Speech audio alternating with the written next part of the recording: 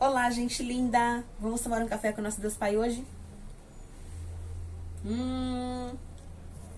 Hoje nós estamos no dia 1º de novembro. E o texto diz assim: Jesus é a porta. No livro de João, capítulo 10, versículo 9, diz assim: Eu sou a porta, quem entrar por mim será salvo. Entrará e sairá e encontrará pastagem. Mas para o texto ficar mais completo, eu vou ler o texto. Abra comigo a sua Bíblia no livro de João, capítulo 10, para nós lermos esse texto completo, que fala que Jesus é o nosso bom pastor, e depois a gente volta pro texto do livro, certo? Aqui, ó. Jesus, o bom pastor, diz assim: em verdade vos digo, que o que não entra pela porta do aprisco das ovelhas, mas sobe por outra porta, esse é ladrão e salteador. Aquele, porém, que entra pela porta, esse é o pastor das ovelhas. Para este o porteiro abre, as ovelhas ouvem a sua voz, ele chama pelo nome, e as suas próprias ovelhas as conduz para fora. Depois de fazer sair todas as que lhe pertencem, vai adiante delas, e elas o seguem, porque lhe reconhecem a voz.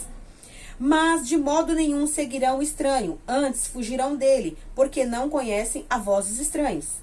Jesus lhe propôs uma parábola, mas eles não compreenderam, o sentido daquilo que lhes falava. Jesus, pois, lhes afirmou de novo: em verdade vos digo, eu sou a porta das ovelhas. Todos quantos vierem antes de mim são ladrões e salteadores, mas as ovelhas não lhes darão ouvido.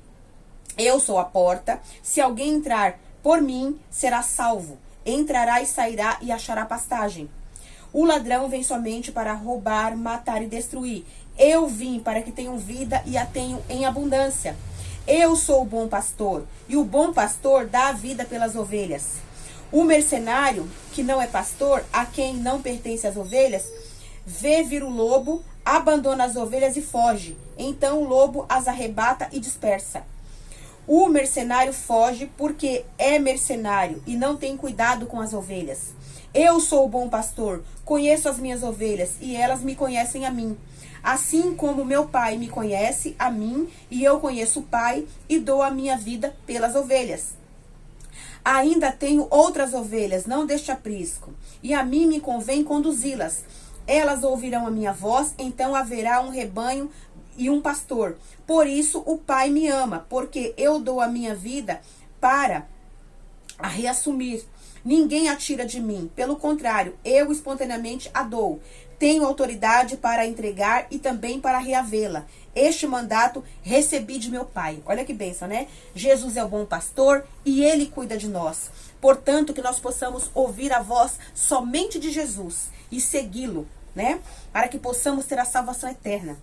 E aqui vamos ao texto, que o autor nos diz assim, sobre esse texto, Ao ler este versículo, ou esta passagem bíblica, nos parece algo simples para pôr em prática. Mas, na verdade, a grande maioria das pessoas ainda não vive como se essa fosse uma realidade. Por isso, entram por portas que levam a destinos fora do propósito de Deus. O que traz infelicidade, angústia e muitas inquietações na alma. Talvez você já tenha ouvido falar que em Jesus encontramos a salvação. Essa é uma verdade, porque na realidade ele veio ao mundo e morreu por isso. Entretanto, além dessa verdade, Jesus veio para lhe dar vida e vida em abundância e completa em todas as áreas. Em alguns momentos, você já parou para se perguntar o que Jesus deseja para a sua vida?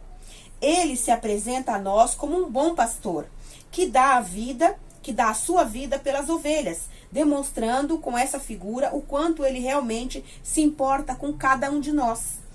Acompanhar Jesus não se trata de simplesmente seguir uma religião, mas sim assumir um relacionamento com uma pessoa que o ama profundamente, a ponto de dar a própria vida por você.